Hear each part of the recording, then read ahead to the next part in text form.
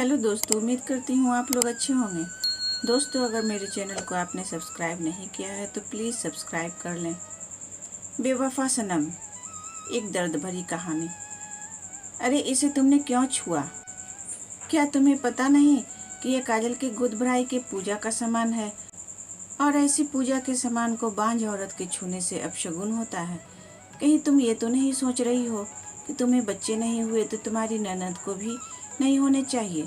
कहीं ऐसा तो नहीं कि ननद की खुशी तुमसे देखी नहीं जा रही है?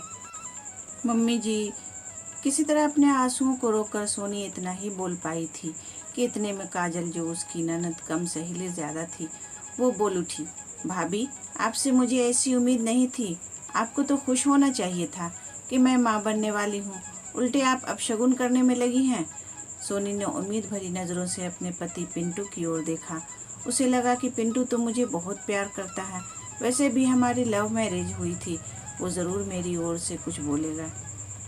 लेकिन पिंटू ने उल्टा सोनी को ही कहा, तुम तो काजल को अपनी बहन मानती हो ना, फिर तुम काजल के साथ ऐसा कैसे कर सकती हो? कोई भी औरत सास ननद के ताने एक बार सहन कर सकती है, लेकिन अगर उसका पति, जिस पर उसने अपना सब कुछ निछावर कर दिया, जिसके साथ 7 जन्मों तक साथ निभाने की कस्में खाई, अगर वो ही ऐसे ताने मारे तो सोनी रोते रोते चुपचाप किचन में काम करने लगी। बांझ होने के नाते वो पूजा के सामान को तो हाथ नहीं लगा सकती थी, लेकिन एक बहू होने के नाते घर के सभी काम पूरी जिम्मेदारी के साथ पूरे करने थे, चाहे उसका मन अंदर ही अंदर कितना भी रो रहा हो। वो सोचने लगी कि वो माँ नहीं बन सकती, इसमें मेरी क्या गलती है? माँ बनना या ना बनना क्या नारी के खुद के हाथ में है? उसे ताज्जुब इस बात का हो रहा था कि इतने पढ़े लिखे परिवार के लोगों की भी सोच इतनी दकियानूसी है। उसकी सासू माँ शिक्षिका हैं, ननंद सीए है, पिंटू इंजीनियर है। इतने पढ़े लिखे होने के बावजूद इतनी दकियानूसी सोच कि पूजा के सामान को छूने से अपशगुन हो जाएगा। उसे याद आया कि कैसे वो और पिंटू पहली बार ऑफिस में मिले थे। सोनी ऑफिस में एक प्रेजेंटेशन दे रही थी। उसके प्रेजेंटेशन की बॉस के साथ साथ सभी ने बहुत तारीफ की थी, खासकर पिंटू ने। पिंटू उसके प्रेजेंटेशन से बहुत ही प्रभावित हुआ। एक ही ऑफिस में साथ साथ काम करते हुए कब दोनों को एक दूसरे से प्यार हो गया, दोनों को पता ही नहीं चला। दोनों के एक ही जाति होने से घर वाले भी मान गए और दोनों की शादी हो गई। सास ससुर और ननद सभी का स्वभाव बहुत अच्छा था। इतना प्यार करने वाला पति पाकर तो सोनी अपने आप को बहुत ही खुशनसीब समझने लगी थी। पिंटू ने पहले ही कह दिया था कि शादी के बाद 2 साल तक बच्चा नहीं करेंगे, जिंदगी के थोड़ा मज़ा लेंगे, फिर बच्चे की जिम्मेदारी लेंगे। इसलिए 2-3 साल तक परिवार में बच्चे के लिए किसी ने भी कुछ नहीं कहा, लेकिन 5 साल होते ही घर में सभी के ताने शुरू हो गए। बात बात में परिवार वाले और रिश्तेदार सभी सोनी को बांझ कहकर ताने मारने लगे। पिंटू पहले पहले तो कुछ नहीं बोला, लेकिन अब वो भी सोनी से बेरुखी से पेश आने लगा था। ऑफिस में तो सबके सामने सामान्य रहता, लेकिन घर आते ही चुप्पी साध लेता, सिर्फ काम की बातें करता। ऐसा लगता ही नहीं था कि वे दोनों पति पत्नी हैं और एक ही घर में रहते हैं। सोनी का दिल चीख उठता, लेकिन फरियाद करे तो किससे करे, मन महसूस कर रह जाती।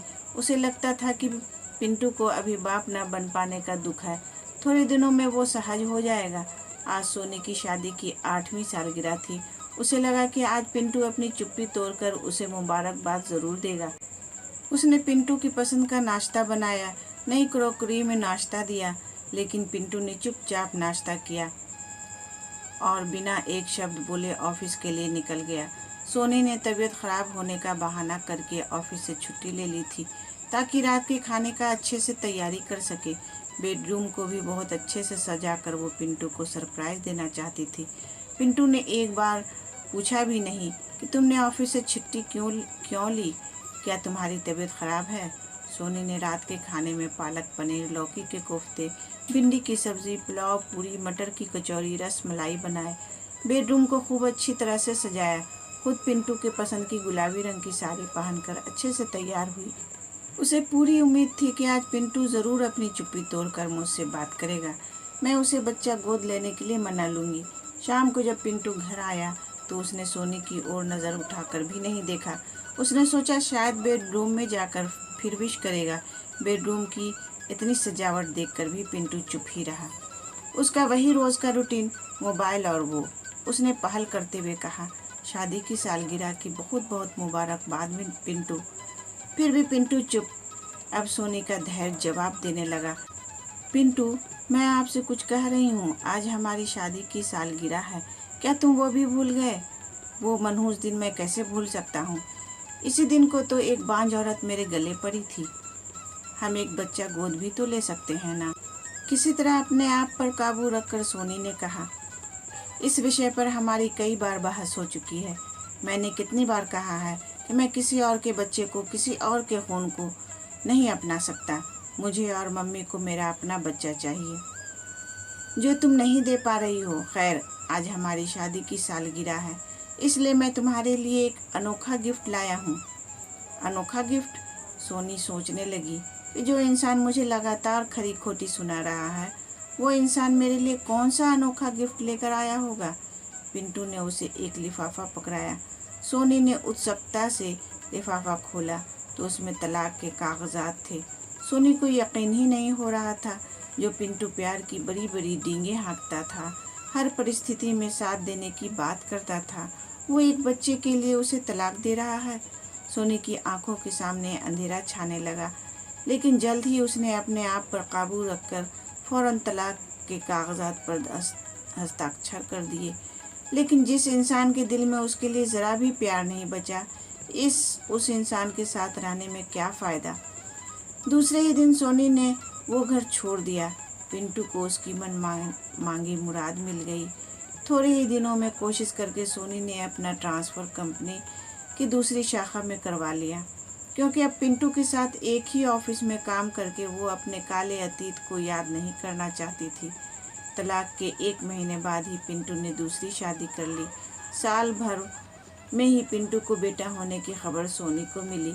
सोनी को नीचा दिखाने के लिए पिंटू ने बेटा होने की खुशी में जो पार्टी रखी थी, उसमें उसने सोनी को भी दावत दी थी।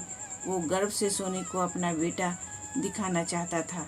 पार्टी में पिंटू ने सोनी से कहा, देखा, तुमसे तलाक लेने का मेरा फैसला सही था ना, मैं बाप बन गया हूँ।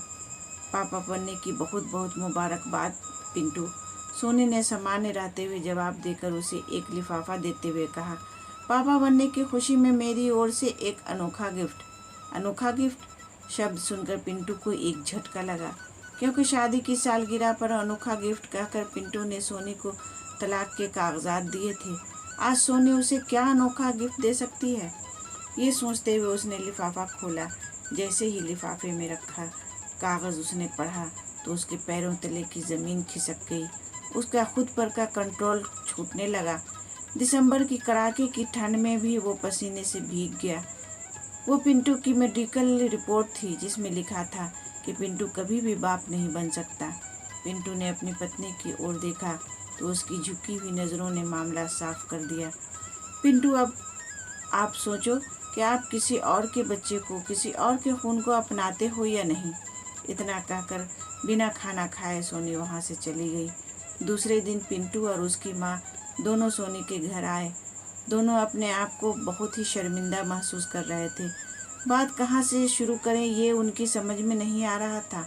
आखिर पिंटू ने ही बात शुरू की, वो मेडिकल रिपोर्ट, आपको याद है हम दोनों ने अपनी मेडिकल जांच करवाई थी, किसी वजह से आप रिपोर्ट लेने नहीं जा पाए थे। मैं अकेली ही रिपोर्ट लेने गई थी। हाँ याद है, लेकिन तुमने तो घर आकर बताया था कि कमी तुम में है। इस रिपोर्ट में तो तुमने तब झूठ क्यों बोला था? खुद में कोई कमी ना होते हुए भी इतने साल क्यों तुमने सबके ताने सहे? मैंने भी तुम्हें बहुत सताया, फिर भी तुम कुछ नहीं बोली। आखिर क्यों सोनी? क्योंकि मैं आपसे बहुत ज़्यादा प्यार करती थी। अगर आपको सच्चाई पता चल जाती तो आप उसे बर्दाश्त नहीं कर पाते। आप अंदर ही अंदर टूट जाते। मैं अपने प्यार को टूटता हुआ नहीं देख सकती थी। मेरा क्या, मुझे तो ताने सुनने की आदत पड़ गई थी। लेकिन सच बताऊं, मैं सभी के ताने सुनने को तैयार थी, लेकिन आपकी चुप्पी, आपके ताने सुनने की हिम्मत मुझ में नहीं थी। जब मैंने तलाक के कागजात दिए थे तब तो तुम सच्चाई बता सकती थी। पिंटू, गलती मेरी ही है। मुझे अपने प्यार पर यकीन था। दुनिया चाहे जो बोले, लेकिन मेरा पिंटू कभी मुझे नहीं छोड़ सकता, इस बात का यकीन था मुझे। लेकिन जब आपने तलाक के कागजात दिए तो मेरा तो यकीन टूट गया। जब आप मुझसे प्यार ही नहीं करते तो आपके साथ रहने का कोई मतलब नहीं था। इसलिए मैंने फ़ौरन उस कागजात पर हस्ताक्षर कर दिए थे। बहू, हमसे बहुत बड़ी गलती हो गई है। प्लीज़ हम सबको माफ़ कर दो और हमारे साथ अपने घर चलो, सोनी की सास ने कहा। पिंटू ने कहा, सोनी प्लीज़ मुझे माफ़ कर दो, पुरानी बातें सब भूल जाओ, चलो हम फिर से ज़िंदगी की एक नई शुरुआत करते हैं। सोनी ने कहा, बात माफ़ करने या ना करने की नहीं है, बात है आत्मसम्मान की। अब ये मुमकिन नहीं हो सकता कि मैं वापस उस घर में कदम रखूं। वैसे भी अगले महीने मेरी शादी है। मैंने तो वो अनोखा गिफ्ट आपको सिर्फ इसलिए दिया था ताकि देख सकूं कि आप दोनों माँ बेटे किसी दूसरे के खून को अपनाते हो या नहीं। तो दोस्तों, उम्मीद करती हूँ ये कहानी आपको पसंद आई होगी। इस कहानी पर आपकी क्या राय है हमें कमेंट करके ज़रूर बताएं। कहानी पसंद आई हो तो लाइक और शेयर करना बिल्कुल भी ना भूलें। चैनल पर नए हो तो चैनल को सब्सक्राइब ज़रूर करें। कहानी पूरा सुनने के लिए आपका बहुत बहुत धन्यवाद दोस्तों।